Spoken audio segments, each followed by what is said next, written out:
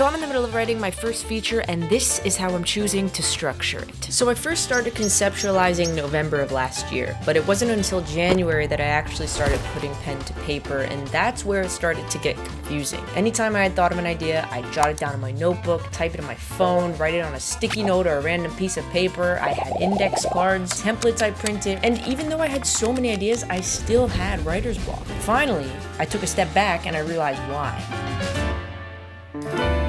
There were too many things in too many places. I had to come up with a better way of organizing my thoughts. And that, of course, ended up being the sticky note method, or the index card method. From there, everything became a whole lot easier. Anytime I thought of an idea, I would pull out a card and write it down. A one-sentence scene summary on the front, and anything additional I wanted to remember on the back. Then, later on when I was having a writing session, I'd pull them out and sift through them until I found an idea that I liked enough to put on the board and continue developing. Another thing that was super helpful for me to do was to use multicolored index cards. Each color represents a different act, so that way at a glance, I can see the film. Like, this is 90 minutes. I think that's pretty cool. I finally had all the pieces that I needed, so all that was left to do was change and rearrange them until I got something that felt solid enough to take into the next stage of scripting.